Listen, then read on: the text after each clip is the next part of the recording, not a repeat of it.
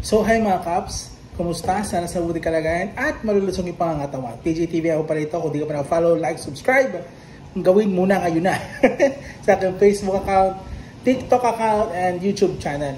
So, ang topic natin ngayon ay patungkol sa pagmamahalan ng ating Pangulong BBM, Bongbong Marcos, at First Lady, Liza Marcos.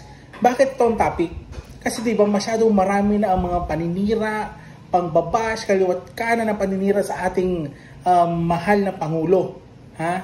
Pero, eto, pinagtanggol ito ng kanyang asawa, lalo na sa interview ni Kato Nying. Okay? Ni-real talk niya ang mga sagot at talaga naman matatamaan ng mga basher.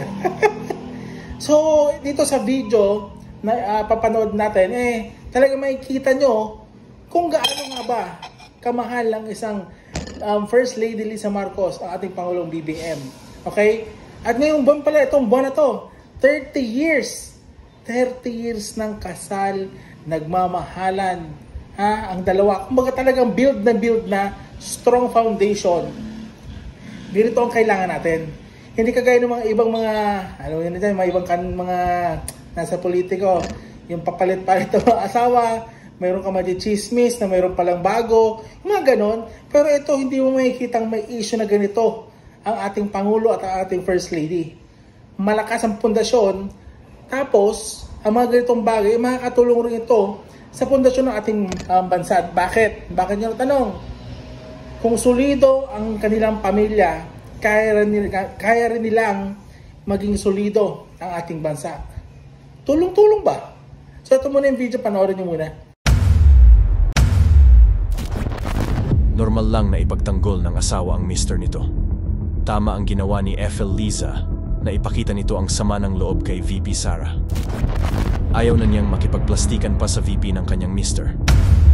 Punta ka sa rally, tatawagan yung presidente mong bangag, di ba you're going to laugh? Tama ba yan? Even Lenny never did that. Sa halip na ipagtanggol si PBBM sa atake dahil magkakampi sila, ay tila natuwa pa si Sara. Go FL Liza, banatan mo ang pamilya na yan na gustong maghari sa Pilipinas. So yun, napanood nyo na. Isang real talk. Ha? Walang halong kaplastikan ang sinabi ng ating First Lady patungkol sa Vice President natin. Ang tinutukoy niya dito ay yung pag-attend ni Sara Duterte dun sa parang ang tawag dito, parang event nila Bongbong Marcos, tapos lumipad ito papuntang Davao para naman dun sa prayer rally ng mga Duterte na kung saan siniraan si Pangulong Bongbong Marcos, ang ating mahal na Pangulo. Umattend siya doon. Pagkatapos siya mag-attend doon sa presidente. Nagisensyo ako, anti and pro Bongbong Marcos, pinuntahan niya. Anong ibig sabihin nun? Nakikipagplastikan si VP Sara? Nakikipagplastikan si VP Sara sa presidente natin? Kaya hindi ito ma-attain ng ating First Lady. Ayaw niya ng plastikan.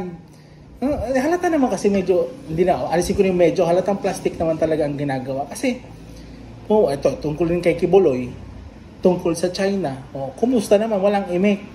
So, tama nga naman na ipaglaban ng ating First Lady ang ating mahal na Pangulo. Ha? Huwag tayo sa mga plastic. Ha? Gusto naman kasi itong mga tao mamuno ulit, lalo sa 2028. No? Ang mga plastic kasi, ito na, nabanggit nga dito ni First Lady si Lenny. Ito at si Lenny, hindi plastic. Kung ayaw, diwag, di ba? Hindi uma-attend ng mga events na alam naman niya hindi siya welcome na.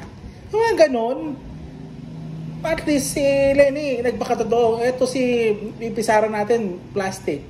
Pa-tupperware na nga ata eh. So comment down below kung ano mga sabi dito mga Kaps. Kailangan natin ng komento dito. Kaya salamat First Lady Liza Marcos sa patuloy na pagmamahal, suporta sa ating mahal na Pangulong Bongbong Marcos. Real talk lang tayo lagi. Huwag tayo magpapaapi, huwag tayo magpapauto. Good job. KTV, out.